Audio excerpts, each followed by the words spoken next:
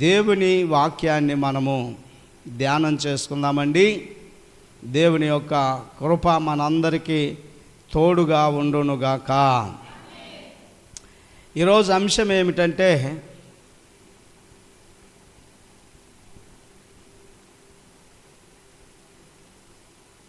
సౌలు యొక్క దిగుడు మెట్లు అంటే దిగే మెట్లు ఉంటవి, ఎక్కే మెట్లు. దిగే మెట్లు కిందకి దిగిపోవటానికి ఆస్కారంగా ఉంటవి. ఎగుడు మెట్లు అంటే ఎక్కే మెట్లు పైకి ఎగరటానికి లేకపోతే పైకి ఎదగటానికి అవకాశంగా ఉంటవి. మానవుని జీవితంలో నా ప్రియమైన దేవుని బిడ్డ, దిగుడు అనుభవం మంచిది కాదు. మానవుని యొక్క జీవితం ఏ కాడికి ఎదిగే అనుభవంలో ఉండాలి. ఎదిగే అనుభవం. సౌలు జీవితంలో చాలా దిగజారిపోయాడు. సౌలుని దేవుడు ఎంతో ప్రేమించాడు, అభిషేకించాడు, రాజుగా నియమించాడు. గొప్ప ఆధిక్యతను, ఒక నాయకత్వాన్ని, ఒక పరిపాలన దీక్షతను, అదాక్షతను సౌలుకి దేవుడు అనుగ్రహిస్తే సౌలు దానిని నిలవబెట్టుకోకుండా దిగజారిపోయాడు. దేవునికి స్తోత్రము కలుగునుగాక. దిగజారిన అనుభవం చూస్తుంటాం కదా అక్కడక్కడ. అబ్బా, వాడు ఎంత దిగజారిపోయాడురా, ఆ మనిషి అంత దిగజారిపోయింది. ఆ దిగజారిపోయిన జీవితాలు, ఆ దిగజారిపోయిన బ్రతుకులు ఏమి సూచిస్తున్నవంటే, ఆ దిగజారిపోయిన అనుభవాలు నష్టాన్ని, నాశనాన్ని, కన్నీటిని, దుఃఖాన్ని, వేదనను, ఏడుపును సూచిస్తున్నవి. కొంతమంది దేవుడు ఒక మంచి అవకాశం ఇస్తే ఆ అవకాశాన్ని వినియోగించుకోలేరు. కొంతమంది ఆ అవకాశాన్ని జారవిడుచుకొని నష్టాలు, కష్టాలు, కన్నీరు, దుఃఖము, ఏడుపు, వేదన, అవమానాలు, అల్లరి, ఆత్మహత్యలు, అనేకమైనటువంటి వాటిని కొని తెచ్చుకుంటారు. దేని ద్వారా? దిగజారిపోయిన స్థితిని బట్టి, దిగజారిపోయిన అనుభవాన్ని బట్టి. నా ప్రియమైన దేవుని బిడ్డ, కనుక జీవితంలో ఎన్నడూ కూడా ఆ దిగజారిపోయేదానికి ఇష్టపడకూడదు.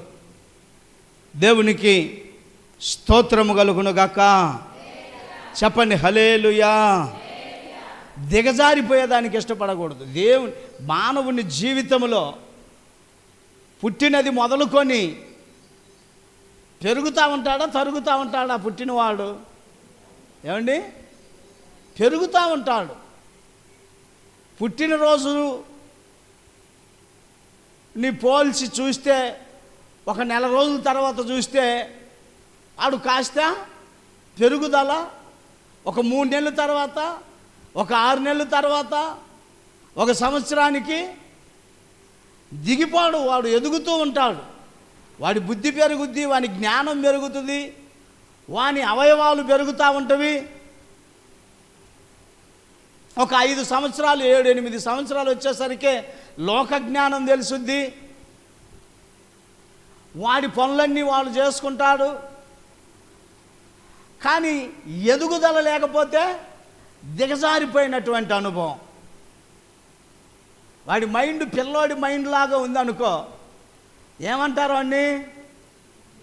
వరే ఈడిలో ఎదుగుదల లేదు, ఈడు తిక్కలోడైపోయాడు, వెర్రోడైపోయాడు, పిచ్చోడైపోయాడు. వాడికి డ్రాయర్ లేకపోయినా తెలవదు, వానికి దుస్తులు లేకపోయినా తెలవదు, వాడు ఏ విధము చేతనైనా పాడైన స్థితిలో ఉంటాడు నా ప్రియమని.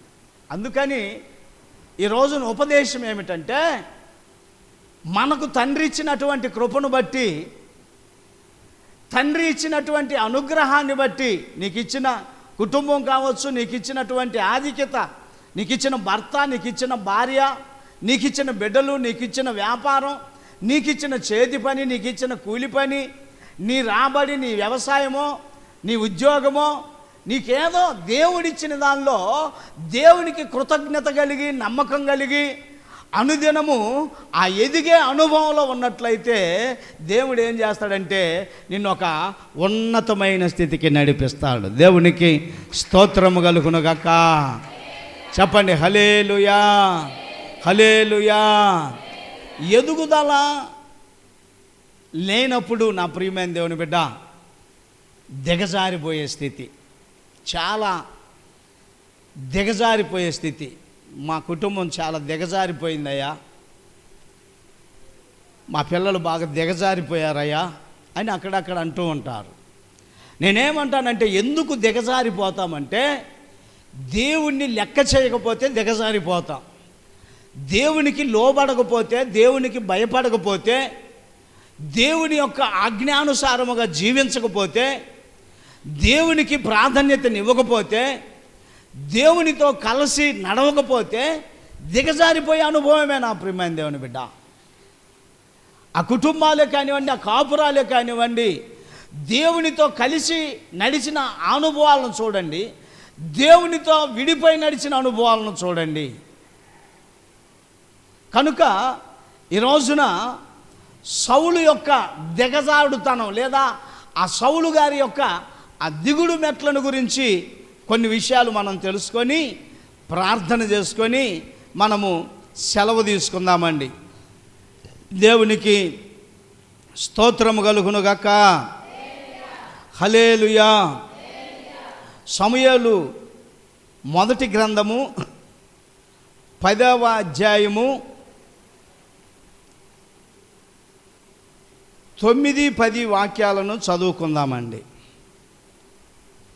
అతడు సమూయేలు నొద్ద నుండి వెళ్ళిపోవుటకై తిరుగగా దేవుడు అతనికి క్రొత్త మనస్సు అనుగ్రహించెను.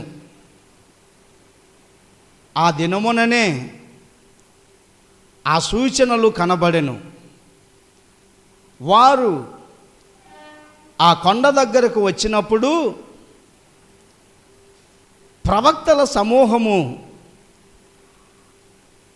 అతనికి ఎదురు పడగా దేవుని ఆత్మ బలముగా అతని మీదికి వచ్చెను. అతడు వారి మధ్య నుండి ప్రకటన చేయుచుండెను. దేవునికి స్తోత్రము కలుగునుగాక.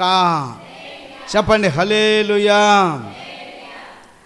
అతడు సమూయేలు నొద్ద నుండి వెళ్ళిపోవుటకై తిరగగా దేవుడు అతనికి క్రొత్త మనస్సు అనుగ్రహించాడంట. ఎవరతను? సౌలు. సమూయేలు దగ్గర నిలవబడ్డాడు. సమూయేలు కొన్ని మాటలు చెప్పాడు, కొన్ని సూచనలు చెప్పాడు, కొన్ని ఆలోచనలు చెప్పాడు. ఎవరి? సౌలు కాదు, దేవుని చెప్పాడు. ఇది సంగతి అని. అసలు సౌలు దగ్గరికి, క్షమించాలా, సమూయేలు దగ్గరికి సౌలు ఎందుకు వెళ్ళాడు తెలుసా మీకు? అనేక మార్లు చెప్పుకున్నాం మనం. ఇవి మనసులో పెట్టుకుంటే వెంటనే అర్థమవుతుంది. సమూయేలు అనేటువంటి వ్యక్తి ప్రవక్త. సౌలు ఎందుకు వెళ్ళాడంటే అక్కడికి వాళ్ళ తండ్రి గారి యొక్క గాడిదలను పోగొట్టుకున్నాడు. గాడిదలు పోయినవి.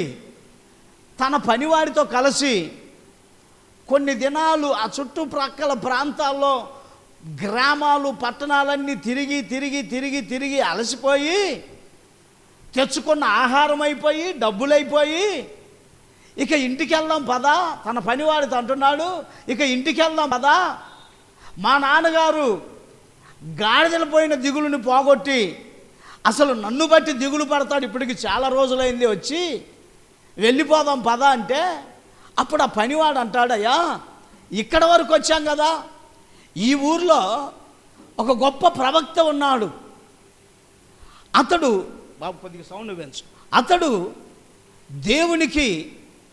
దేవుని యొక్క గొప్ప ప్రవక్త, ఏమి జరిగినది అతడు చక్కగా చెబుతాడు, ఇక్కడ వరకు వచ్చాం కదా అతన్ని కలిసి వెళ్దాము అంటాడు ఈ పనివాడు. అంటే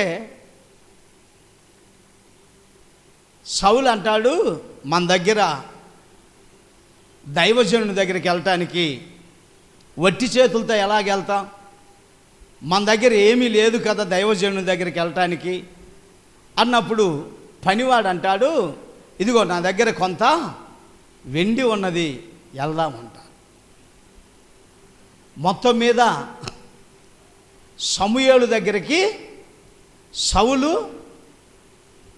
ఏ కారణంగా వెళ్ళాడు?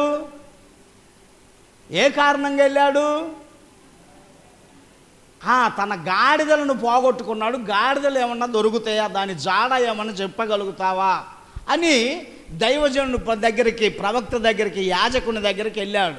దేవునికి స్తోత్రము కలుగును గాక, చెప్పండి హల్లెలూయా. కానీ ఈ ఏదైతే ఇప్పుడు నేను చెప్పానే ఇదంతా కూడా జరిగింది దేనికంటే, నా ప్రియమైన దేవుని బిడ్డ, అసలు ఆ గాడిదలు పోవటానికి గల కారణం ఏంటో తెలుసా? ఆ గాడిదలు పోవటానికి గల కారణము సౌలు సమూయేలు దగ్గరికి వెళ్ళాలి. అర్థమైందండి? సౌలు ఎక్కడికి వెళ్ళాలి? అందుకని దేవుడు ఏం చేశాడు? గాడిదలను పోగొట్టాడు. ఆ గాడిదలు వెతికే కారణంగా సమూయేలు దగ్గరికి వెళ్ళారు వీళ్ళు. దేవునికి స్తోత్రము కలుగును గాక. దేవుడు నీ మీద ఒక ప్రణాళిక నెరవేర్చాలంటే, దేవుడు నిన్ను ఒక రీతిగా ఆశీర్వదించాలంటే ఆయన నడిపించే నడవడిక వేరుగా ఉంటుంది. నా ప్రియమైన దేవుని బిడ్డ, ఆయన ఆ స్థితిని బట్టి, అనుభవంగా నిన్ను నడిపించే విధానాన్ని బట్టి కొంత నిన్ను ఇబ్బంది పెట్టవచ్చు, కొంత నిన్ను ఇరుకులో నడిపించవచ్చు, కొంత నీకు శ్రమలు కలుగజేయవచ్చు. ఎందుకో తెలుసా? ఏ విధము చేతనైన దేవుని ప్రణాళిక నెరవేర్చబడాలి కనుక. దేవునికి స్తోత్రము కలుగును గాక. అందరు చెప్పండి హల్లెలూయా, చెప్పండి హల్లెలూయా. దేవుని ప్రణాళిక నెరవేర్చబడాలి కనుక వెళ్ళాడు. సమూయేలు దగ్గరికి వెళితే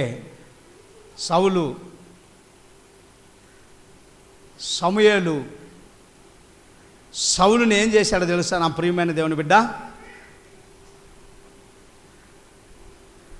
తైలపు బుడ్డి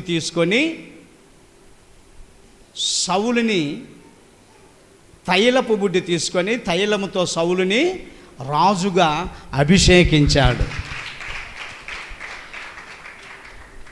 సౌలుకి తెలవదు, సౌలు రాజు అవుతాడని సౌలుకి తెలవదు. సౌలు బాధ ఏంటి చెప్పండి? సౌలు బాధ ఏంటి? గాడిదలు పోయిన బాధ. సౌలు బాధ గాడిదలు పోయిన బాధ. బాబు నా గాడిదలు పోయినాయి అంటే ఇట్లా నీ కొరకు ఎదురు చూస్తున్నా అని యాజకుడు ఏం చేశాడంటే సౌలును కూర్చోబెట్టి తైలపు బుడ్డి తీసి, ఆ మూత తీసి తన నెత్తి మీద పోసి తైలముతో అభిషేకించాడు. దేవునికి స్తోత్రము కలుగును గాక. చెప్పండి హల్లెలూయా. ఆ మొదటి వాక్యములోనే ఉంటుంది. అప్పుడు సమూయేలు తైలపు బుడ్డి పట్టుకొని సౌలు తల మీద తైలము పోసి అతని ముద్దు పెట్టుకొని, యెహోవా నిన్ను అభిషేకించి తన స్వాస్యము మీద అధిపతిగా నియమించి ఉన్నాడని చెప్పి ఇలాగు సెలవిచ్చెను. దేవునికి స్తోత్రము కలుగునుగాక.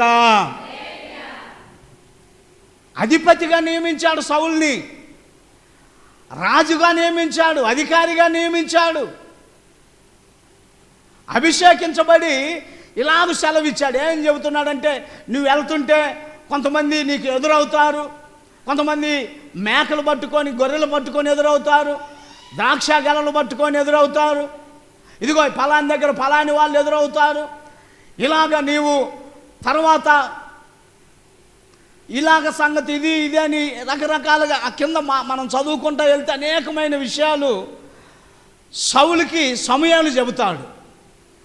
చెప్పగానే నా ప్రియమైన దేవుని బిడ్డ, సమూయేలు సరేనని ఊకొట్టి వెనకకు తిరగగానే సౌలు మీద ఏం మనసు వచ్చిందంట?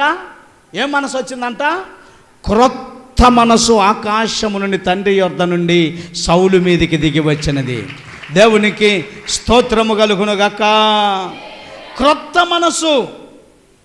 తర్వాత సౌలు బయలుదేరగానే బలమైన ఆత్మచేత నింపబడ్డాడంట.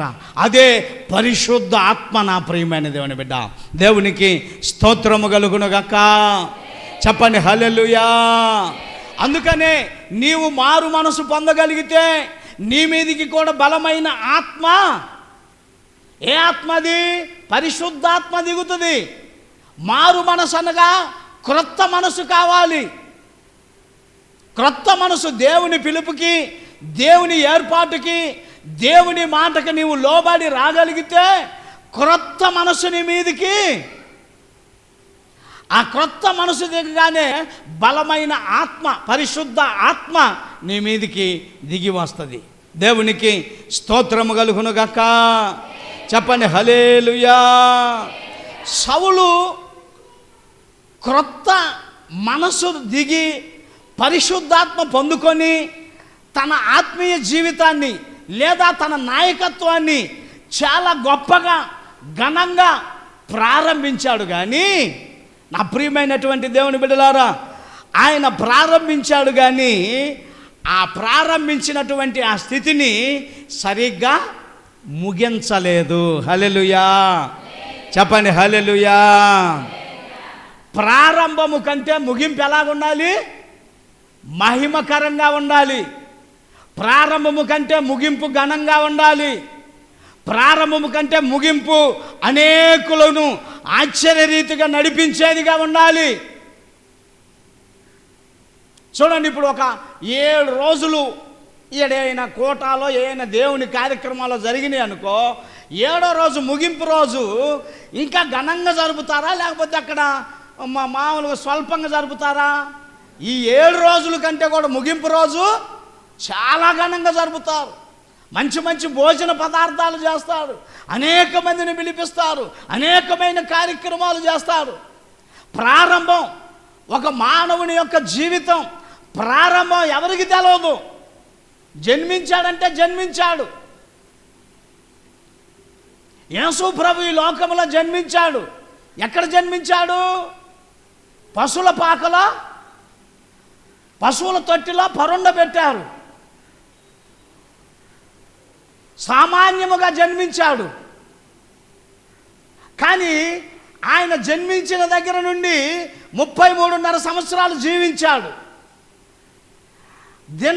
దినదినము ఆయన ఎదుగుచూ వచ్చాడు. ఒక 3 సంవత్సరాలు పరిచర్య చేశాడు. 3.5 సంవత్సరాలు మొత్తం ప్రపంచమంతా కూడా మోత మోగింది. నా ప్రియమైన హల్లెలూయా. చెప్పండి గట్టిగా హల్లెలూయా. ప్రపంచమంతా కూడా మోత మోగింది.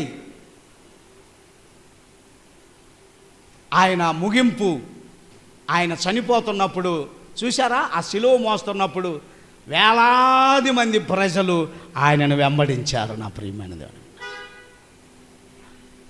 జన్మించినప్పుడు కనీసం ఒక మంచి ఏమంటారు మంత్రసాని కూడా లేదు. జన్మించేటప్పుడు మంచి మంత్రసానిగో లేదు. కానీ నా ప్రియమైన దేవుని బిడ్డ, ముగింపు వేల మంది ప్రజలు, లక్షల మంది ప్రజలు యేసుని వెంబడించారు. అది యేసుకి ఎంతో మహిమకరంగా ఉన్నది. దేవునికి స్తోత్రము కలుగును గాక. నీ ప్రారంభం నా ప్రియమైన దేవుని బిడ్డ, నీ ప్రారంభం స్వల్పంగా ఉన్నా ముగింపు మహిమకరంగా ఉండాలి. సౌలు ప్రారంభించటం క్రొత్త మనసు దిగిందంట సౌలు మీదికి. బలమైన ఆత్మ సౌలు మీదకి వచ్చిందంట. కానీ సౌలు ముగింపు ఎలా ముగించాడంట? సరిగ్గా ముగించలా, మహిమకరంగా ముగించలా. దేవునికి స్తోత్రము కలుగును గాక. నేనేమంటానంటే, ప్రారంభము కంటే ముగింపు ఘనంగా ఉండాలి. నీవు ఒకవేళ ఈ లోకాన్ని విడిచావనుకో, పోతే పోయాడురా, దరిద్రం పోయిందిరా, వాడు అలాగే పోవాలి, పేడా చెప్పండి, పేడా ఇంక రారు. ఈరోజు ప్రజలు రారు, అందరూ చాలా పనులు, ఊర్లు, ప్రయాణాల మీద పోయారు. పేడా ఏమైంది? మాకు తెలవదండి, మేము ఎప్పుడు అట్టాటి మాట్లాడలేదు అంటారా? ఎవడైనా పోయాడనుకోండి, మీకు గెట్టనవాడు ఆ వెనక కూర్చోపోతుంది. పేడా విరగడైపోయింది. కానీ ఒక్కొక్కళ్ళు పోతే అయ్యో అనుకోకుండా పోయాడు మహారాజు, మా తల్లి ఎంత గొప్పోళ్ళో, మంచోళ్ళే వెళ్ళిపోయారు. ఒక్కొక్కరు చనిపోయినప్పుడు, ఒక్కొక్కరు ఈ లోకాన్ని ముగించినప్పుడు నా ప్రియమైన దేవుని బిడ్డ చాలా బాధపడతారు. అది మహిమ. ఈ లోకంలో అంబేద్కర్ అని ఆయన జన్మించాడు. అంబేద్కర్ ముగింపు ఎలాగుంది? వాళ్ళు చనిపోయినా, చెప్పండి, చనిపోయినా బ్రతికే ఉన్నారు. హల్లెలూయా. తలస్తారా తలంచరు అంబేద్కర్ని? తలస్తారా తలంచరండి అంబేద్కర్ గారిని? ఆయన ఈ రాజ్యాంగాన్ని రాసిన ఆయన. భేద, బిక్కి, బడుగు, బలహీనత, అంతరానితనాన్ని తీసేసిన ఆయన. కుల వివక్ష చూపి ఎవరైనా వారిని అవమానకరంగా మాట్లాడితే వారిని శిక్షించాలని రాజ్యాంగం రాసిన ఆయన. ఆయన చనిపోయినా ఈ రోజుకి అనేకుల మధ్యలో బ్రతికే ఉన్నాడు. దేవునికి స్తోత్రము కలుగును గాక. అలాగా ఒక గాంధీ గారిని తీసుకున్నా, ఒక నెహ్రూ గారిని తీసుకున్నా, ఒక ఇందిరాగాంధీని తీసుకున్నా, ఒక ఎన్టీ రామారావుని తీసుకున్నా, ఒక రాజశేఖర రెడ్డిని తీసుకున్నా, వీరి ముగింపు ఎలా ఉందంట? ఘనంగా ఉంది నా ప్రియమైన దేవుని బిడ్డలారా. హల్లెలూయా. చెప్పండి హల్లెలూయా. ఒక్కొక్కడు పోయాడు అనుకో, వాడెవడో ఉంటాడు తెలంగాణలో, వాడెవడు కాంట్రాక్ట్ నేరస్తుడు అనమాట. సాయిబు, క్షమించాలా, సాయిబు కాదు. అతను అనేకమైన నేరాలు ఘోరాలు చేసినవాడు, అనేక మందిని అన్యాయంగా పట్టణ పెట్టుకున్నవాడు. అతని పేరు నాకు రావట్లేదులేండి.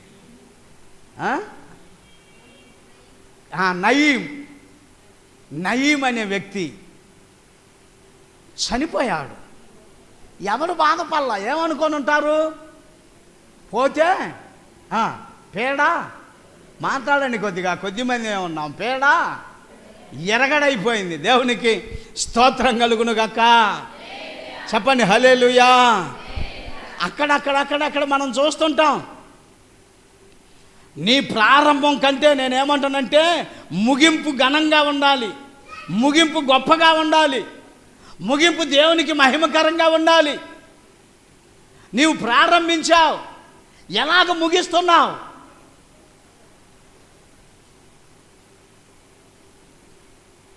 సౌలు సమూయేలు దగ్గర నుండి ఇట్ట వెనకకు తిరగగానే ఏమొచ్చిందంట? అతని మీదకి క్రొత్త మనసు వచ్చిందంట. అక్కడి నుండి బయలుదేరుతుండగానే బలమైన ఆత్మ, పరిశుద్ధాత్మ సౌలు మీదకి దిగి వచ్చిందంట నా ప్రియమైన దేవుని. సౌలుతో కొన్ని విషయాలు చెప్పాడు సమూయేలు.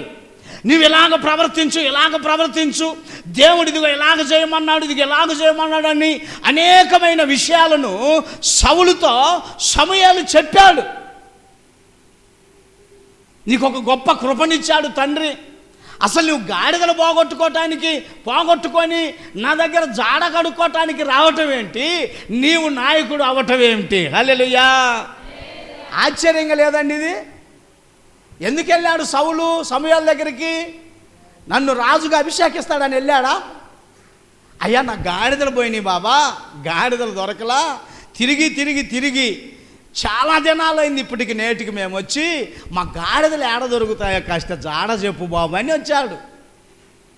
గాడిదలు ఏడికి బాగాలేదా వచ్చినీళ్ళు కానీ ట్రామని తైలపు బుడ్డి తీసి తన నెత్తి మీద తైలాభిషేకము చేశాడు. దేవునికి స్తోత్రము కలుగునుగాక. తైలముతో అభిషేకించాడు. నా ప్రియమైనటువంటి వారలారా, దేవుడు నీ మీద ఒక ప్రణాళిక పెట్టుకొని ఉంటే ఏ రీతిలో తిప్పుకొని వస్తాడో తెలవదు కానీ, ఏ రీతిలో నడిపిస్తాడో తెలవదు కానీ, ఆ నడిచే నడకలో కొన్ని ఇబ్బందులు, కొన్ని నష్టాలు, కొంత దిగులు పడ్డాడా లేదా సౌలు తండ్రి? సౌలు గారి తండ్రి కానీ పనివాడు కానీ తిరిగి బాధపడ్డారా లేదా? తర్వాత ఇప్పుడు సంతోషపడుతున్నా.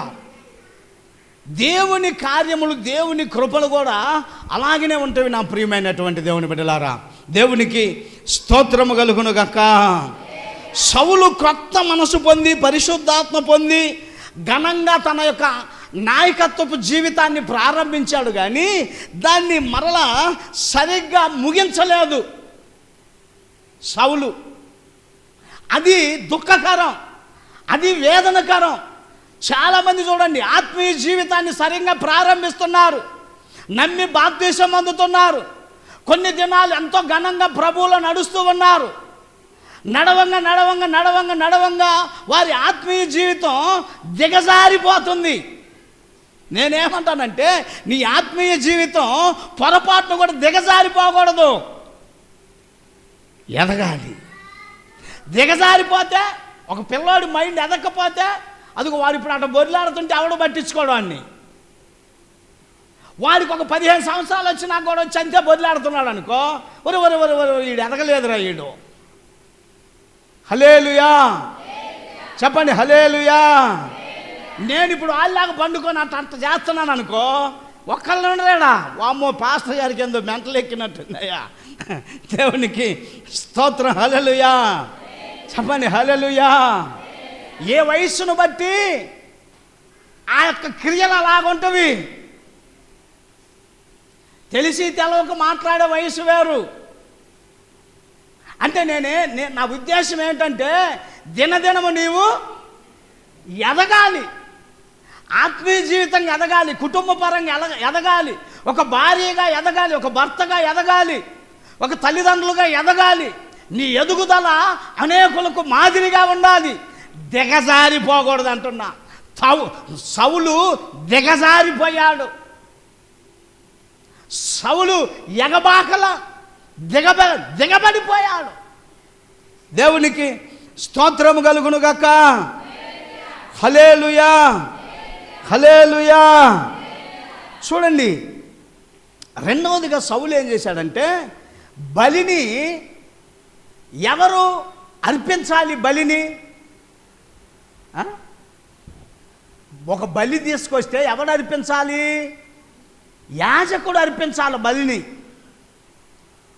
ఇదిగో ఇప్పుడు బలి తీసుకొచ్చింది ఆ అమ్మాయి, ఇదిగో ఈ బలి తీసుకొచ్చి ఇచ్చింది, ఇది బలి. ఇది ఎవడు సమర్పించాల దేవునికి? యాజకుడు సమర్పించాలా బలిని. నా ప్రియమైన దేవుని బిడ్డ, ఒక బలి, ఒక కోడి పెట్ట తేవచ్చు, ఒక గొర్రె పొట్టేలు తేవచ్చు. ఒక బలిని తేవటమే నీ వంతు. అర్పించేది ఎవడు అర్పించాలి తండ్రికి? అక్కడ ఒకని పెట్టాడు, అతను యాజకుడు. దేవునికి స్తోత్రము కలుగునుగాక. అతను సేవకుడు. నీ పక్షాన్ని ఏం చేస్తాడంటే బలిని దేవునికి అర్పిస్తాడు. నా ప్రియమైన దేవుని బిడ్డ, కానీ బలిని యాజకులు తప్ప వేరెవ్వరూ అర్పించకూడదన్నటువంటి ఆజ్ఞను మీరి తన తప్పును సమర్థించుకున్నాడు సౌలు తన తప్పును సమర్థించుకున్నాడు. నా ప్రియమైన దేవుని బిడ్డ, ఏమి చెప్పాడో చూడండి. అదే సమూయేలు మొదటి గ్రంథంలో ఇందాక మనం చదువుకున్నాం కదా, 10వ అధ్యాయములో 8వ వాక్యములో, నాకంటే ముందు నీవు గిల్గాలునకు వెళ్ళగా దహన బలులను సమాధాన బలులను అర్పించుటకై నేను నీ యొద్దకు దిగివత్తును. నేను నీ యొద్దకు వచ్చి నీవు చేయవలసిన దానిని నీకు తెలియజేయు వరకు 7 దినముల పాటు నీవు అచ్చట నిలవవలెను. దేవునికి స్తోత్రము కలుగునుగాక. చెప్పండి హల్లెలూయా. ఏమంటున్నాడు? ఇదిగో సమాధాన బలులు అవన్నీ నీ దగ్గరకు వస్తవి. 7 దినములు అక్కడుండు, నేను వస్తా. నేను నీ దగ్గరకు వచ్చే వరకు అక్కడ నీవు కనిపెట్టుకొని ఉండు. దేవునికి స్తోత్రం కలుగునుగాక. 2 చేతులు పైకెత్తి చెప్పండి హల్లెలూయా, హల్లెలూయా.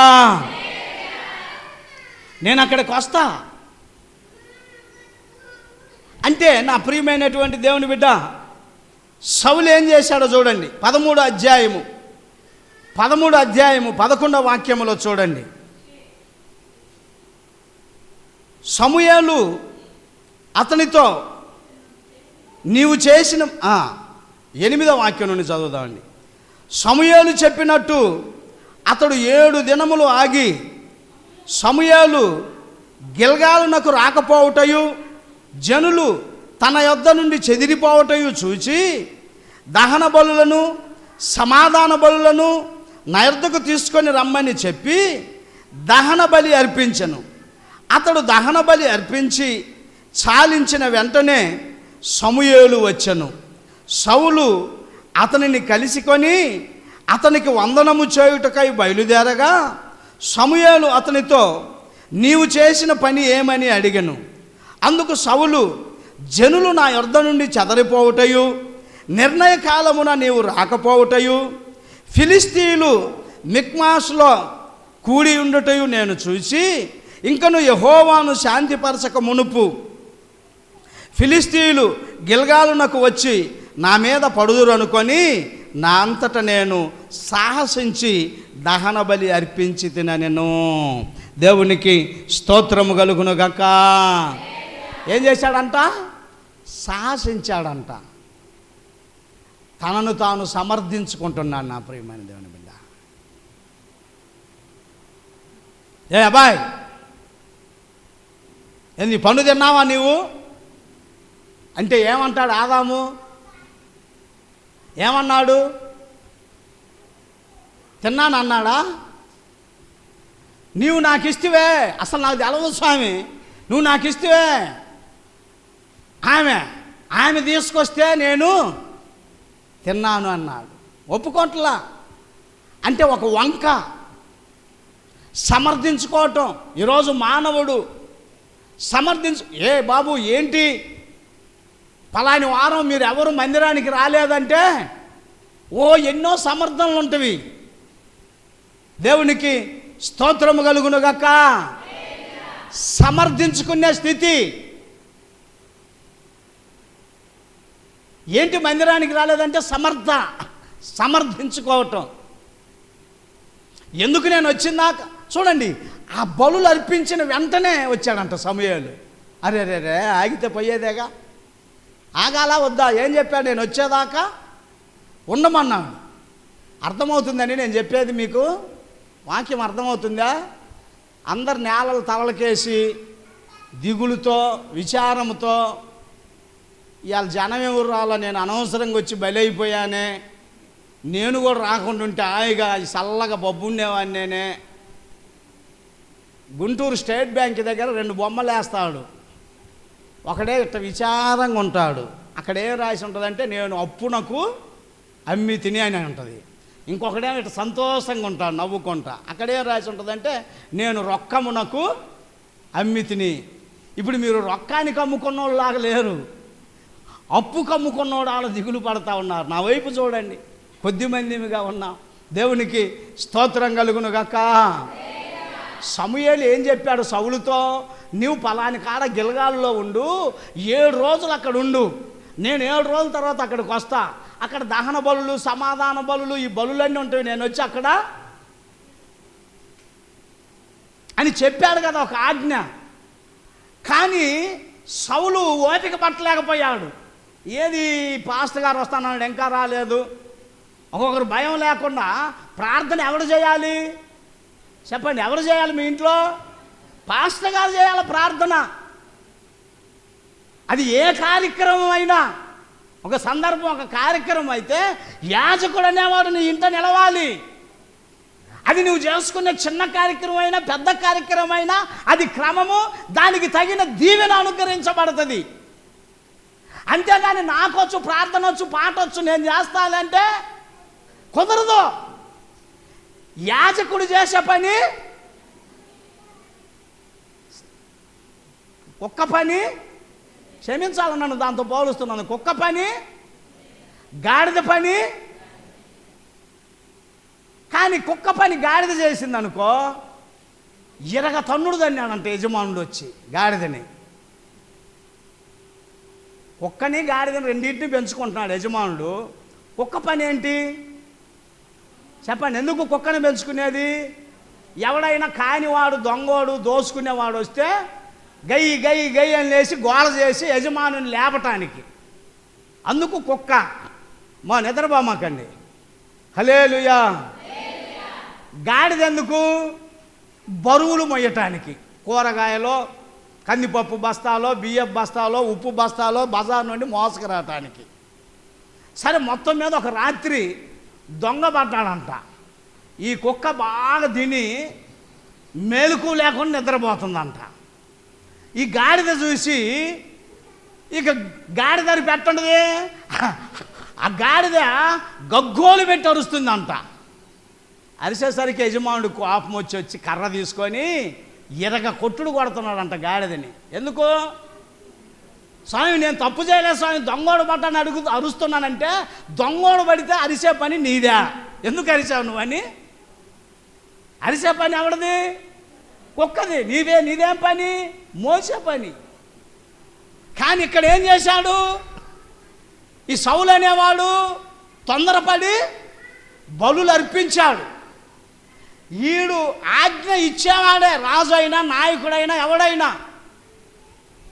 యాజకుడు అర్పించేవాడు, యాజకుడు చేతులెత్తి ఆశీర్వాదించేవాడు, యాజకుడు దీవించేవాడు. యాజకుడు చేయాల్సిన పని. దేవునికి స్తోత్రము కలుగును గాక. చెప్పండి హల్లెలూయా, చెప్పండి హల్లెలూయా. అనేసరికి నాది పొరపాటు అయిందయ్యా, తొందరపడి చేశాను అంటలా. ఏమంటున్నాడు? వాళ్ళు అటు పోతున్నారు, వీళ్ళు ఇటు పోతున్నారు, అంత గందరగోళం అయిద్దని నేనే ఇంకా సాహసించానయ్యా చేయటానికి అంటున్నాడు. దేవునికి స్తోత్రము కలుగును గాక. చెప్పండి హల్లెలూయా, హల్లెలూయా. చూడండి నా ప్రియమైనటువంటి వారలారా, అక్కడ ఏం రాయబడి ఉన్నది? 13వ అధ్యాయము 12వ వాక్యము. 13వ అధ్యాయము 12వ వాక్యంలో చూడండి. ఇంకను యెహోవాను శాంతిపరచక మునిపే ఫిలిష్తీయులు గిల్గాలునకు వచ్చి నా మీద పడుదురు అనుకొని నా అంతట నేను సాహసించి దహన బలిని అర్పించి తిననెను. అందుకు సమూయేలు ఇట్లనెను, నీ దేవుడైన యెహోవా నీకిచ్చిన ఆజ్ఞను గైకొనక నీవు అవివేకపు పని చేసితివి. నీ రాజ్యమును ఇశ్రాయేలుల మీద సదాకాలము స్థిరపరచుటకు యెహోవా తలచి ఉండెను, అయితే నీ రాజ్యము నిలువదు. దేవునికి స్తోత్రము కలుగును గాక. చెప్పండి హల్లెలూయా, చెప్పండి హల్లెలూయా. చూడండి, రాజ్యం నిలవదు, రాజ్యాన్ని కోల్పోయాడు. దేవుని ఆజ్ఞను మీరినప్పుడు ఏం చేస్తాడంటే నీ దగ్గర ఉన్న ఆశీర్వాదాన్ని ఆయన తీసేసుకుంటాడు. నా ప్రియమైన దేవుని బిడ్డ, ఆశీర్వాదం పోద్ది, దేవుని దయ పోద్ది, దేవుని కృప పోద్ది. నీ ఇష్టానుసారంగా ప్రవర్తిస్తే కుదరదు. దేవుని యొక్క ఆలోచన ప్రకారం, దేవుని యొక్క ఆజ్ఞను పాటించాలి, దేవుని యొక్క ఆజ్ఞానుసారముగా నడుచుకోవాలి. దేవుని ఆజ్ఞను మీరకూడదు నా ప్రియమైన దేవుని బిడ్డ. మీరితే మీరే మరలా సాకులు చెప్పకూడదు. తప్పైతే తప్పైందని క్షమించమని ఒప్పుకోవాలి. ఇంకా సాకులు ఎదుగుతున్నావుగా. దేవునికి స్తోత్రము కలుగును గాక. సాకులు ఎదుగుతున్నావు.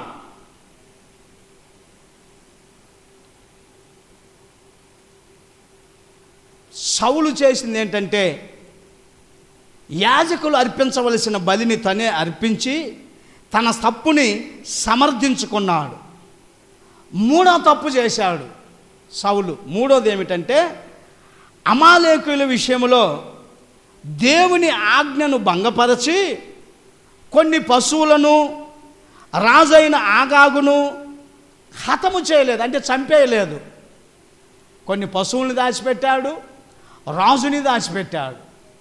ఇక్కడ కూడా నా ప్రియమైన దేవుని బిడ్డలారా, దేవుని యొక్క ఆజ్ఞను భంగపరిచాడు, మీరాడు నా ప్రియమైన దేవుని బిడ్డ. ఈ మాట ఎక్కడ కనిపిస్తుంది మనకి? 15వ అధ్యాయం చూడండి. సమూయేలు మొదటి గ్రంథమే 15వ అధ్యాయము 8వ వాక్యములో చూడండి. అమాలేకీయుల రాజు అయిన ఆగాగును ప్రాణముతో పట్టుకొని జనులందరినీ కత్తి చేత నిర్మూలము చేసెను. సౌలును జనులను కూడి ఆగాగును గొర్రెలలోను ఎడ్లలోను క్రొవ్విన గొర్రె పిల్లలు మొదలైన వాటిలోను మంచి వాటిని నిర్మూలము చేయక కడగా నుంచి పనికిరాని నీచ పశువులన్నిటినీ నిర్మూలము చేసిరి. దేవునికి స్తోత్రము కలుగును గాక. చెప్పండి హల్లెలూయా. నీచ పశువులన్నిటినీ, ఇవి ఉంటాయే బక్కై ఉసులు గట్టిని, అవి నీచే అంటే నీచమైన అంటే ఎట్లాంటి బక్కై పుసులు గట్టిని జొల్లు గారుతున్నాయి, ఊరిక డొక్కంతా పేకపోయి ఉంటాయి, అంతేనా?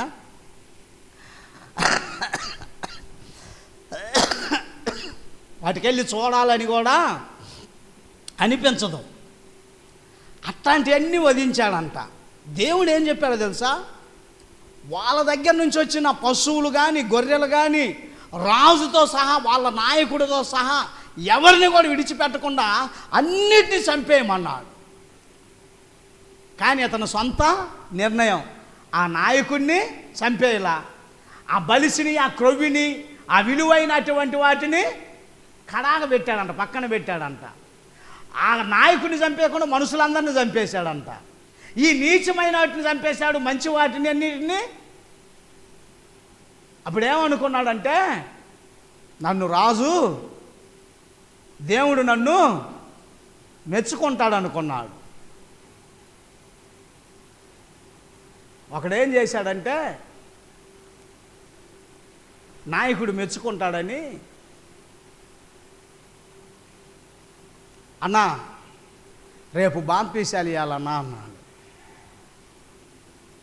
మీటింగ్ అయిపోగానే బాప్తీసాలు ఇవ్వాలన్నంటే ఆ నాయకుడు అన్నాడు, పెద్ద ఆయన, అరే నేను ఇవ్వలేరా బాప్తీసాలు, మీరే ఇచ్చుకోకూడదా అంటే, లేదన్నా నువ్వు ఉన్నంతకాలం నువ్వే ఇవ్వాలి బాప్తీసాలు, అప్పుడు దాకా నేను ఇయ్యనన్నాడంట. అతనేమనుకున్నాడంటే, అబ్బా నమ్మకమైన బంటురా, నాకు విలువైన బిడ్డరా అంటారు అనుకున్నాడు. ఈయనకు సుర్రమన్నది. అంటే నేను ఉన్నంతకాలం అంటే నేను తొందరగా పోవాలని కోరుకుంటున్నావు గారా నువ్వు అని అన్నాడు. అన్న అట్ట కాదన్నా, అట్ట కాదు ఇట్ట కాదు, అసలు నేను రానుపో, నీ మీటింగ్కి రాను, నీ దగ్గరికే రానుపో అన్నాడు. అతనే ఈడేం చేశాడంటే, దేవుడు చెప్పింది ఒకటైతే ఇది సొంత పెత్తనంగా కొన్నిటిని పక్కన పెట్టాడంట. దేవునికి స్తోత్రము కలుగును గాక. హల్లెలూయా, హల్లెలూయా. దేవునికి స్తోత్రము కలుగును గాక. చూడండి నా ప్రియమైనటువంటి వారలారా, ఇదిగో 15వ అధ్యాయం మొదటి వాక్యంలో ఉంటుంది చూడండి. ఒకానొక దినమున సమూయేలు సౌలుని పిలిచి, యెహోవా ఇశ్రాయేలీయులకు తన జనుల మీద నిన్ను రాజుగా అభిషేకించుటకై నన్ను పంపెను. యెహోవా మాట వినుము. సైన్యములకు అధిపతియగు యెహోవా సెలవిచ్చినదేమనగా, అమాలేకీయులు ఇశ్రాయేలీయులకు చేసినది నాకు జ్ఞాపకమే. వారు ఐగుప్తులో నుండి రాగానే అమాలేకీయులు వారికి విరోధులై మార్గమందు వారి మీదికి వచ్చిరి కదా. కాబట్టి నీవు పోయి కనికరింపక అమాలేకీయులను హతము చేయుచు పురుషులనేమి, స్త్రీలనేమి, బాలురనేమి, పసిపిల్లలనేమి, ఎద్దులనేమి, గొర్రెలనేమి, ఒంటెలనేమి, గార్ధబాములనేమి అన్నిటినీ హతము చేసి వారికి కలిగినదంతయు బొత్తిగా పాడు చేసి అమాలేకీయులను నిర్మూలము చేయమని చెప్పెను. దేవునికి స్తోత్రము కలుగునుగాక అని చెబితే మనవాడు ఏం చేశాడు? అన్నిటిని చంపేశాడా? వీడి సొంత పెత్తనం చేశాడు. ఈ సొంత పెత్తనం చేశాడు. దేవునికి ఎక్కడ లేని కోపం వచ్చింది. నా ప్రియమైనటువంటి వారలారా, నేనేమంటానంటే, నీ సొంత పెత్తనం నేను చాలాసార్లు చెబుతాను కదా, నీ సొంత పెత్తనం కుదరదు. భక్తి నీ ఇష్టానుసారంగా చేస్తే దేవుని దీవెన నీ మీదికి రాదు. దేవుని ఇష్ట ప్రకారం చేయాలి నీవు భక్తి. ఇదిగో నీ ఇష్ట ప్రకారం చేస్తే ఇంతే ఉంటుంది. మొత్తం ఒకే రోజు వెళ్ళారు ఊరేగింపులాగా. చూసారు, ఎవరు రాలా? దేవుని ఇష్ట ప్రకారం చేస్తే, దేవునికి భయపడి చేస్తే, దేవునికి లోబడి చేస్తే, దేవుని యొక్క ఆజ్ఞానుసారముగా చేస్తే ఆశీర్వాదాలు కూడా అంతే వస్తాయి. మానవుడు ఏంటంటే కరెక్ట్గా ఆదివారం రోజే అన్ని కార్యక్రమాలను ఏర్పాటు చేసుకుంటాడు, తనకు ఎటువంటి 10 పైసలు నష్టం కూడా జరగకుండా ఉండాలని. దేవునికి స్తోత్రము కలుగునుగాక. చెప్పండి హల్లెలూయా, చెప్పండి హల్లెలూయా. 23వ వాక్యమును చూద్దామండి. 15వ అధ్యాయము 23వ వాక్యము.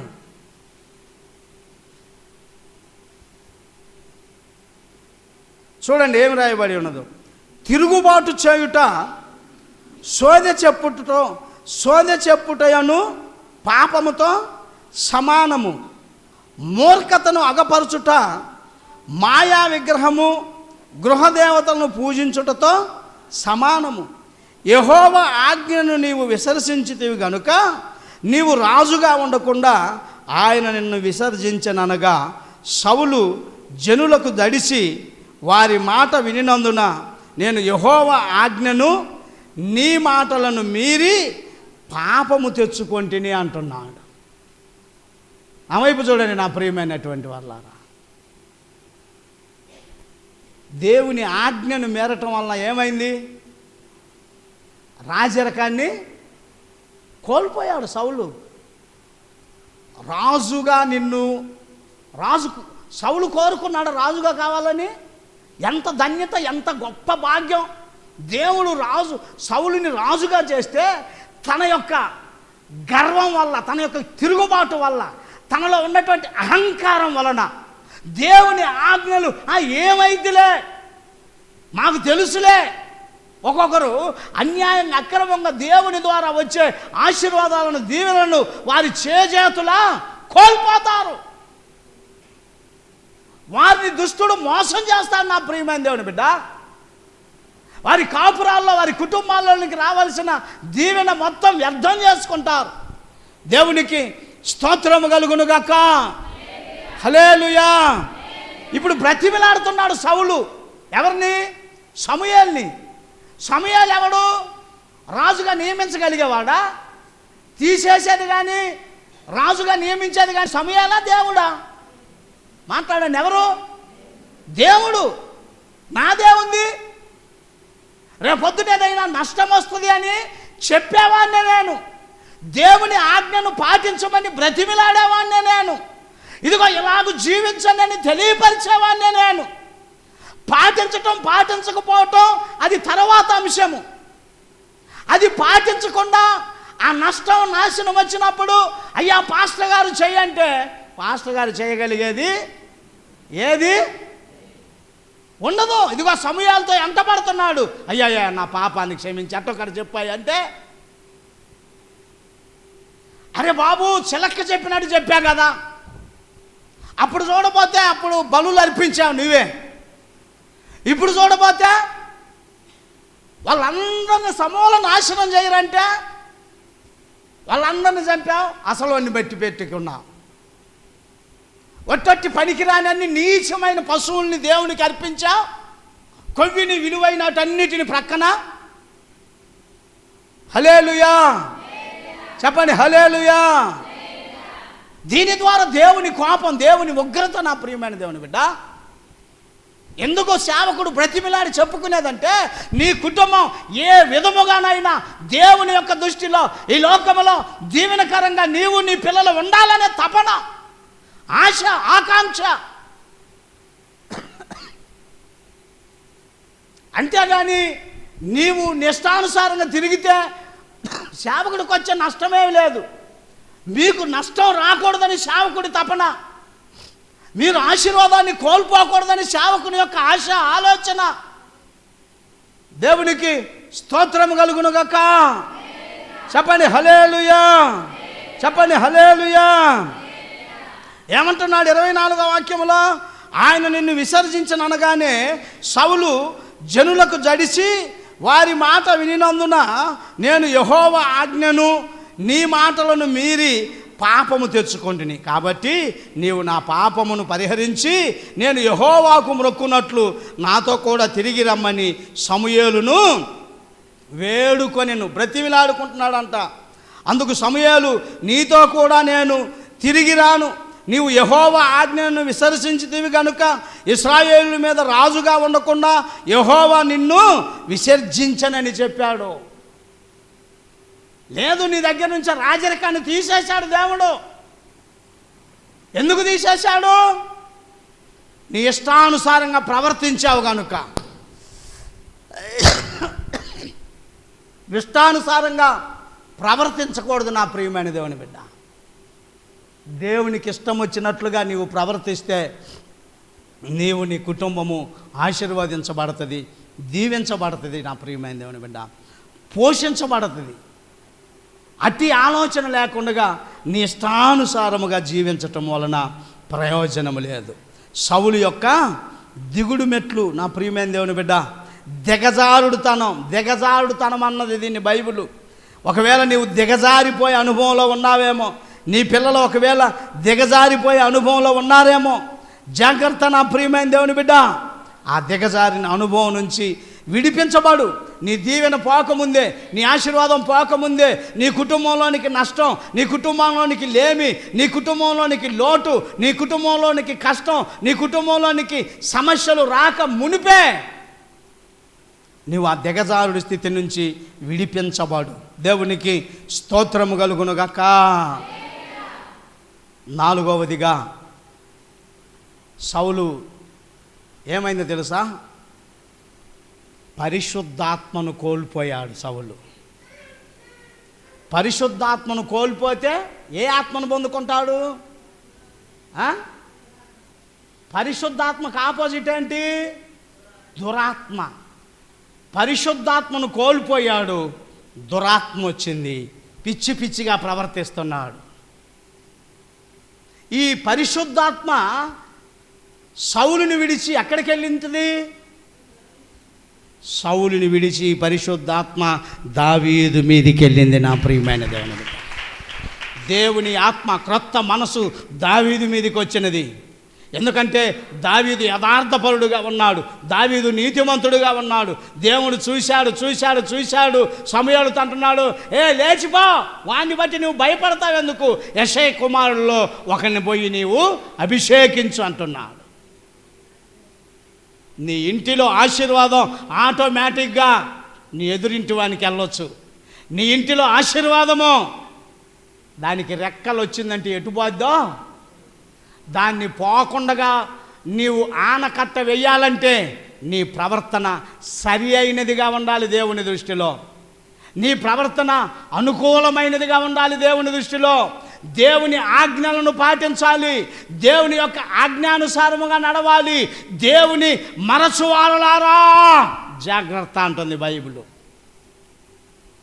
ఎవరంట? దేవుణ్ణి మరిచేవారు.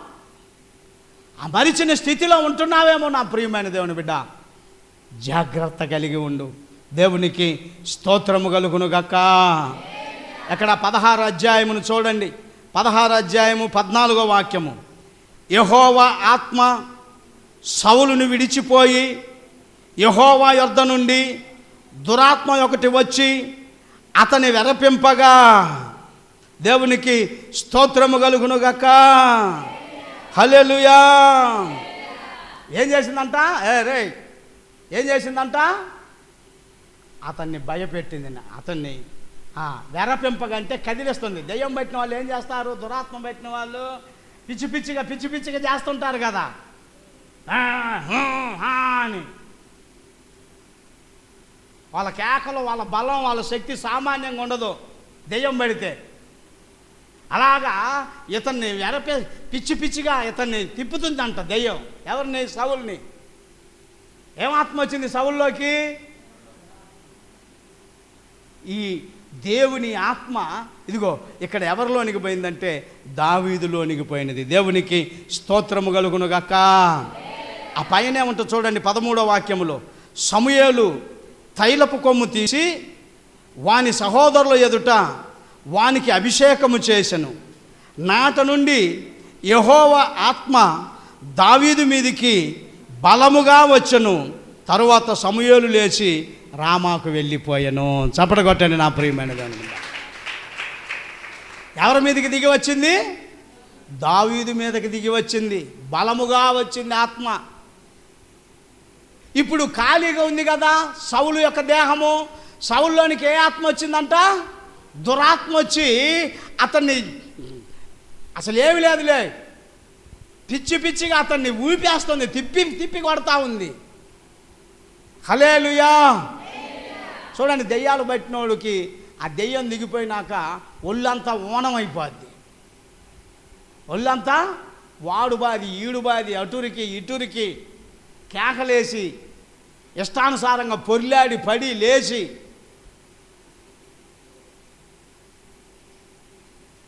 ఇప్పుడు ఈ సౌలుకి దెయ్యం పట్టింది కదా, ఈ దెయ్యాన్ని నిడిపించడానికి మళ్ళీ ఎవరు కావాల్సి వచ్చింది?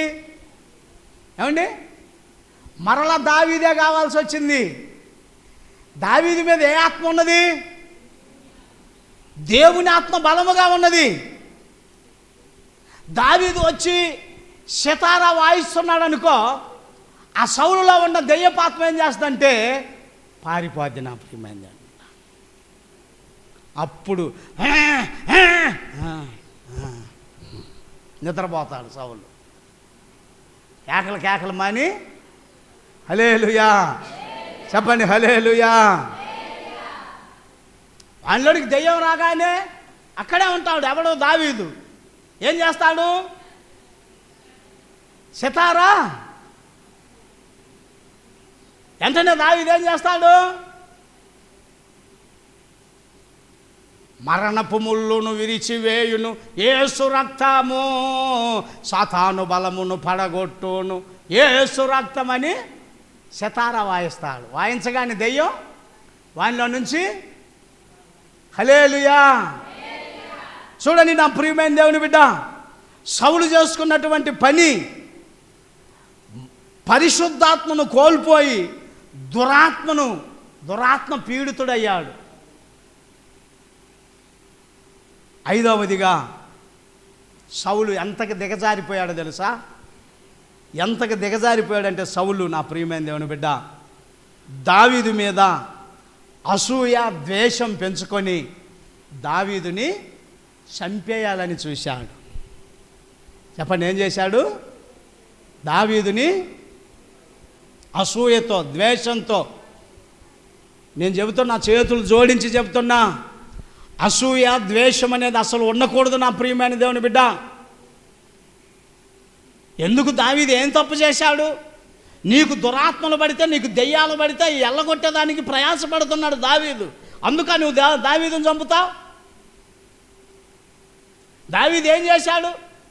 ఫిలిస్తీన్లో నుంచి వచ్చినటువంటి వాడు గొలియాత్ అనేవాడిని రోషము కలిగి బాలుడుగా ఉండగానే ఒక్క ఏటుకు అన్ని చంపేసి ఇశ్రాయేలీల యొక్క పరువును కాపాడాడు.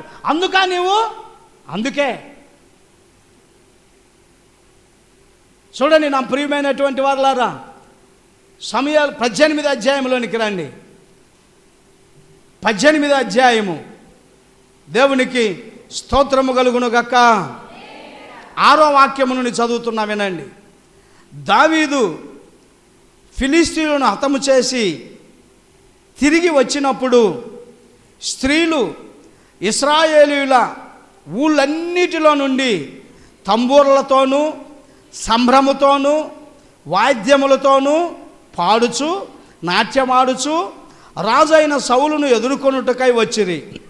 ఆ స్త్రీలు గాన ప్రతిగానములు చేయుచు వాయించుచు సౌలు 1000 కొలదియు దావీదు 10,000 కొలదియు శత్రువులను హతము చేసిరి. ఆ మాటలు సౌలునకు ఇంపుగా నుండనందున అతడు బహుకోపము తెచ్చుకొని, వారు దావీదునకు 10,000 కొలది అనియు నాకు 1000 కొలది అనియు స్తుతులు పాడిరే, రాజ్యము తప్ప మరి ఏమి అతడు తీసుకొనగలడు అనుకొనెను. కాబట్టి నాట నుండి సౌలు దావీదు మీద విషప చూపు నిలిపెను. ఏం చూపు అంట? ఏం తప్పు చేశాడు దావీదు? మరునాడు దేవుని యొద్ద నుండి దురాత్మ సౌలు మీదికి బలముగా వచ్చినందున అతడు ఇంటిలో ప్రవేశించుచుండగా దావీదు మునుపటిలాగా వీణ చేత పట్టుకొని వాయించెను. ఒకప్పుడు సౌలు చేతిలోనొక ఈటె ఉండగా దావీదును పొడిచి గోడకు బిగించుదునని సౌలు ఆ ఈటెను విసిరెను. అయితే అది తగలకుండా దావీదు 2 మార్లు తప్పించుకొనెను. అర్థమవుతుందండి? ఏం తప్పు చేశాడు దావీదు? ఆ మాట ఇంపుగా లేదంట. ఏ మాట? సౌలుకి మాట్లాడండి. సౌలుకి 1000 కొలది, దావీదుకి 10,000 కొలది. అసలు నేను కదా రాజుని. వాడు చంపితే చంపాడు. వాడు చంపకపోతే మీరు 40 రోజుల నుంచి రోజు మీకు 1-2 పడుతూనే ఉన్నాయిగా. ఏడ్రా వాడు ఇప్పుడే బాత్రూంలోకి పోయాడు, ఇప్పుడే డబ్బాకు పోయాడు. ఎందుకని? గొలియాతును చూస్తుంటే ఒక్కొక్కడికి ఒక రేవును బారుతున్నాయి. కానీ వాళ్ళని ప్రాణానికి తెగించి హతం చేశాడుగా వాడిని దావీదు. మెచ్చుకోవద్దు నీవు? ఆ స్త్రీలు ఏం పాటలు పాడారు? దావీదుకి 10,000 కొలది అంతం తప్పయింది. విషప చూపు చూశాడంట. వాడికి దెయ్యం పట్టింది. దెయ్యాన్ని వదిలించడానికి వాయిస్తున్నాడు దావీదు. దెయ్యం వదలగానే ఆ సౌలు దగ్గర ఉన్న ఈట తీసుకొని ఏం చేశాడంట? దావీదు మీదకి ఇసిరాడంట. అంటే వాడిని చంపాలని, వాడి డొక్కలో దింపాలని, వాడి గుండెల్లో దింపాలని. మేలు చేసిన వాడికి అంటే ఎంత చాలామంది దిగజారిన బ్రతుకుతారు. వాళ్ళు ఏం చేస్తుందో వాళ్ళకి అర్థం కాదు. తల్లిని ఎలాగ చూస్తుందో, తండ్రిని ఎలాగ చూస్తున్నారో, కోడల్ని ఎలాగ చూస్తున్నారో, అత్తని ఎలాగ చూస్తున్నారో, మామని ఎలాగ చూస్తున్నారో, వారి ప్రవర్తన ఎలాగున్నదో, వారి జీవితం ఎలాగ జీవిస్తున్నారో వారికి అర్థము కాదు, వ్యర్థమైన బ్రతుకుతూ ఉంటారు. దిగజారిపోయిన వాడు ఏంద్రా అంత దిగజారిపోయాడు, చీచి ఎంత దిగజారుతాడు అనుకోలేదురా అంటుంటారు కదా అక్కడక్కడ. ఎంత దిగజారుతాడా, ఇంత దిగజారుతావా నీవు? అబ్బే చాచా, దిగజారిపోయాడు. ఆ రాజ్యం పరువు ప్రతిష్ట కాపాడిన దావీదుని ఒక్క ఏటుకు చంపాలనుకుంటున్నాడు. అతనికి దెయ్యం పట్టినప్పుడల్లా సితారా వాయించి ఆ దెయ్యాన్ని వదిలిస్తున్న దావీదుని ఎన్నిసార్లు ప్రయత్నం చేశాడో తెలుసా? దావీదు మీదకి 21 సార్లు ప్రయత్నం చేశాడు దావీదును చంపాలని. కానీ దేవుడు దావీదును తప్పిస్తూనే ఉన్నాడు. నా ప్రియమైన దేవుని బిడ్డ, ఈ రోజున అనేకులు నిన్ను నష్టం చేయాలని, నాశనం చేయాలని ప్రయత్నం చేస్తూ ఉండొచ్చు, కానీ నా దేవుడు ఊరుకోడు. నీవు దేవుని పక్షముగా ఉంటే, నీవు దేవుని ఆజ్ఞానుసారముగా జీవిస్తే, నీవు దేవునికి భయపడితే, నీవు దేవుని మనిషివి, దేవుని మనిషిగా నీవు నడుచుకున్నట్లయితే నా ప్రభువు నిన్ను హతము కానివ్వడు, నిన్ను నాశనము కానివ్వడు. నా ప్రియమైన దేవుని బిడ్డ, దేవునికి స్తోత్రము కలుగును గాక. చెప్పండి హల్లెలూయా, హల్లెలూయా. అసూయ, ద్వేషం, వాడికి 10,000 కొలదేంటి? అసలు వాడిని ఎంతగా హెచ్చించటం ఏంటి? వాళ్ళు ఎంతగా ఆశీర్వదించబడటం ఏంటి? వాళ్ళు ఎంతగా ఘనపరచబడటం ఏంటి? వాళ్ళు కారు కొనుక్కోవటం ఏంటి? వాళ్ళ పిల్లలు అంతగా చదువుకోవటం ఏంటి? వాడెప్పుడైనా దీన స్థితిలోనే హీనంగానే ఉండకుండా ఉండటం ఏంటి? అసూయ, ద్వేషం. అది దేనికి సూచన తెలుసా? దిగజారుడుతనానికి సూచన. నేను ఒక్కటే చెప్తున్నా ప్రియమైనటువంటి వాళ్ళారా, మీరు ఏ స్థితిలోనైనా దేవునికి భయపడటం నేర్చుకోనండి. దేవుని ఆజ్ఞను మేరకుండగా, దేవుని ఆజ్ఞానుసారముగా జీవించటం నేర్చుకోనండి. మీ కుటుంబాలు దేదీప్యమానముగా ఆశీర్వదించబడకపోతే నన్ను అడగండి. దేవుని ప్రతినిధిగా, దేవుని పక్షమున నిలవబడిన వ్యక్తిగా నేను చెప్తున్నాను నా ప్రియమైనటువంటి వారలారా. అంతేగాని మన ఇష్టానుసారముగా అటు మార్చి ఇటు మార్చి మనకు అనుకూలంగా మనల్ని మనం సమర్థించుకొని ఏదో ఒక సాకులు చెప్పి, దేవునికి సమస్తము తెలుసు, నేను 7 రోజులు ఆగు, నేను వస్తాను అన్నా. 7 రోజులు ఆగాడు, 1 గంట ఆగలేకపోయాడు సౌలు. ఆ బలులు అర్పించాడంట సౌలు. సమూయేలు వెంటనే వచ్చాడంట. ఎంత అజ్ఞానం, ఎంత మూర్ఖత్వం! నీవు దేవుని ఆశీర్వాదాలను ఒక క్షణములో కోల్పోతావు. ఒక చిన్న పొరపాటు వల్ల కోల్పోతావు. ఎవరినో మెప్పించాలి, ఎవరినో ఒప్పించాలని దేవుని నొప్పిస్తావే. దేవుని నొప్పించకూడదు. నీ బంధువుల్ని మెప్పించాలనో, నీ స్నేహితుల్ని మెప్పించాలనో, వారి ద్వారాగా నీ ఒప్పించబడాలనో దేవుని నొప్పిస్తే అది దీవెనకు చాలా ప్రమాదకరము. నా ప్రియమైన దేవుని బిడ్డ, సౌలు కుటుంబం ఏమైపోయిందో తెలుసా? చివరికి సర్వనాశనం అయిపోయింది సౌలు కుటుంబం. చూడండి, సమూయేలు 2వ గ్రంథము 3వ అధ్యాయములో ఆ మాట మనకి కనిపిస్తుంది. చూడండి, సమూయేలు 2వ గ్రంథము 3వ అధ్యాయము 1వ వాక్యములోనే మనకు ఆ మాట కనిపిస్తుంది. చూడండి నా ప్రియమైనటువంటి వారలారా, సౌలు కుటుంబీకులకును దావీదు కుటుంబీకులకును బహుకాలము యుద్ధము జరగగా దావీదు అంతకంతకు ప్రబలను, సౌలు కుటుంబము అంతకంతకు నేరసిల్లెను. దిగజారిపోయింది సౌలు కుటుంబం, దావీదు కుటుంబం. ఎందుకని? దావీదెవడు? దేవునికి భయపడువాడు. దావీదెవడు? దేవుని ఆజ్ఞను మేరనివాడు. దావీదెవడు? సౌలు అక్కడ పడుకున్నాడు. అబ్బాయి పో, నీ శత్రువుని నీకు దేవుడు అప్పగించాడు, చంపేయపంటే గడగడ గడగడ వణికి, అమ్మో దేవుని చేత అభిషేకించబడిన వాడు, అతనిని నేను పొరపాటును కూడా. ఇంకొకటి తెలుసా మీకు? ఇంకొకటి తెలుసా?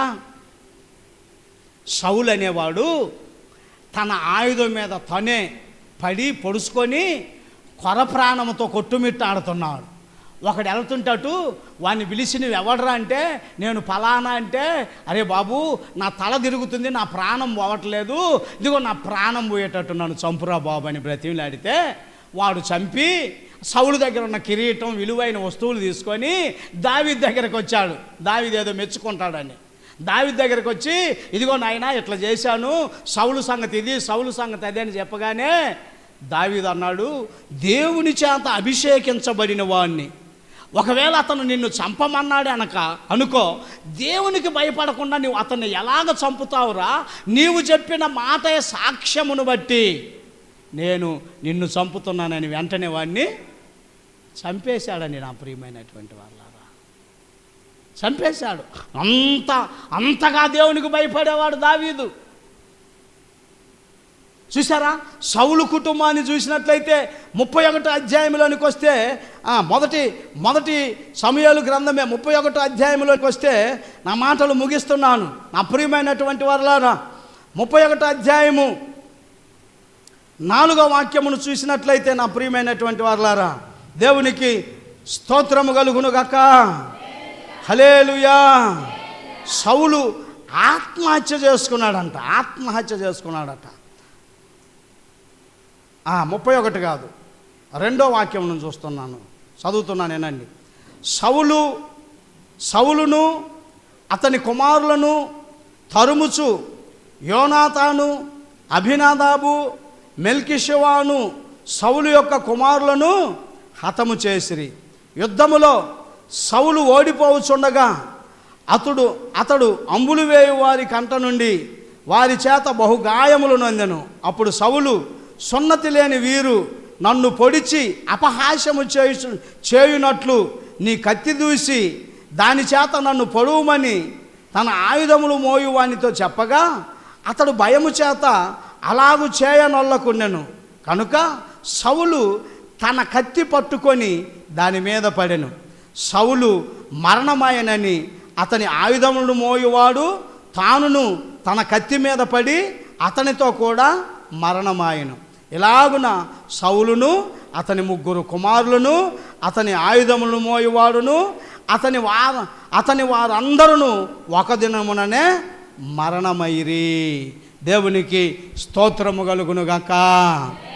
చెప్పండి హల్లెలూయా. ఒక్క రోజులోనే తండ్రి చనిపోయాడు, కొడుకులు చనిపోయాడు, తన ఆయుధాలు మోసేవాడు చనిపోయాడు. కుటుంబం ఏమైందంట? సర్వనాశనం అయిపోయింది. నా ప్రియమైన, నేనేమంటానంటే సౌలు జీవితం క్రొత్త మనసుతో ప్రారంభించాడు, ఘనంగా ప్రారంభించాడు నాయకత్వాన్ని. ఎందుకు అలాగ మొత్తం సర్వనాశనం అయిపోయింది? దేవుని ఆజ్ఞను మేరటం వల్ల, దేవునికి భయపడకుండటం వల్ల. అతని దగ్గర కృతజ్ఞత లేని మనసు. దావీదుని పువ్వుల్లో పెట్టి చూసుకోవాలి, తన పరువు ప్రతిష్టతను, తన రాజ్య పరువుని కాపాడినందుకు. కానీ దావీదు మీదే విషపు చూపు చూసి దిగజారిపోయిన తనం వల్ల దావీదు కుటుంబం అంతకంతకు ఆ కుటుంబం ఎంతగానో ఎదిగినది. సౌలు కుటుంబము సర్వనాశనమైపోయినది. నేనేమంటానంటే నా ప్రియమైనటువంటి వారలారా, ఎప్పటికైనా స్త్రీలను కదలని వారునై ఉండటం, బలులు అర్పించుట కంటే దేవుని ఆజ్ఞను మీరు పాటించటము శ్రేష్టమంటున్నది బైబిల్. దేవుని ఆజ్ఞ అతిక్రమము పాపము వలన వచ్చు జీతము మరణము. ఆజ్ఞను మేరకండి. ఆజ్ఞను కానీ మీరు పట్టుకుంటే, ఆజ్ఞానుసారముగా కానీ మీరు జీవించగలిగితే, ఆ ఆజ్ఞ నీ కుటుంబంలో పాటిస్తావు. ఆ ఆజ్ఞ నీ ఉద్యోగంలో, నీ పని దగ్గర, నీ వ్యాపారం దగ్గర, నీ భర్త దగ్గర, నీ భార్య దగ్గర, నీ పిల్లల దగ్గర, నీ సమాజంలో, నీ సొసైటీలో ఆ ఆజ్ఞను పాటిస్తావు. ఆ ఆజ్ఞ నిన్ను ఒక అత్యున్నతమైన స్థానంలోనికి తీసుకొని వెళుతుంది నా ప్రియమైనది. ఎస్, కనుక ఆజ్ఞను మరచిపోయి సౌలు కుటుంబం వలె నాశనముగాక, దావీదు వలె దేవునికి భయపడి దేవుని ఆజ్ఞను పాటించి, దావీదుని ఏమన్నాడు దేవుడు? ఇతడు నా హృదయానుసారుడైన మనుషుడు అన్నాడు. ఎందుకని? దావీదు ఏదైనా తప్పు చేస్తే కప్పిపుచ్చుకునేవాడు కాదు. నేను చేశానయ్యా తప్పు, నేను చేశాను తప్పు, నన్ను క్షమించాయి అనేవాడు. పాపములను ఏంటంటే తన అతిక్రమములను దాచిపెట్టువాడు వర్ధిల్లడు, వాటిని ఒప్పుకొని విడిచిపెట్టువాడు దేవుని కనికరమును పొందుతాడు. నీ తెలివితో, నీ జ్ఞానముతో, నీ ఎత్తులతో, జిత్తులతో తప్పించుకొని అదరగొట్టో బెదరగొట్టో నీ మాట దక్కించుకునేటట్లుగా చేస్తున్నావేమో, కానీ అది దేవునికి ఇష్టమైన కార్యక్రమం కాదు నా ప్రియమైన దేవుని బిడ్డ. కనుక ఈ రోజున సౌలు యొక్క ప్రారంభం ఘనంగా ఉన్నది, కానీ ముగింపు దిగజారిపోయింది, ముగింపు బహు చండాలంగా ఉన్నది. నేనేమంటానంటే ప్రారంభము కంటే ముగింపు నీదైనా నాదైనా మనందరిది తండ్రి ఘనముగా ఉంచునుగాక, ముగింపు మహిమకరంగా ఉండునుగాక. ముగింపులో అనేకులు మనల్ని బట్టి మనం చనిపోయినా, కొంతమంది చనిపోయినా చాలామందిలో బ్రతికే ఉంటారు. దేనివల్లంటే వారు చేసే మంచి మంచి కార్యక్రమం వలన. కనుక నా ప్రియమైన దేవుని బిడ్డలారా, మరి సౌలు వలె మనం ఉండక దావీదు వలె ఉండి దావీదు యొక్క కుటుంబం వర్ధిల్లునట్లుగా మన కుటుంబాలన్నీ వర్ధిల్లునుగాక, ఆశీర్వదించబడునుగాక, దీవించబడునుగాక. మోకరించండి, ప్రార్థన చేసుకుందామండి. మోకరించే ముందు చిన్న సాక్ష్యం ఉన్నది. మరి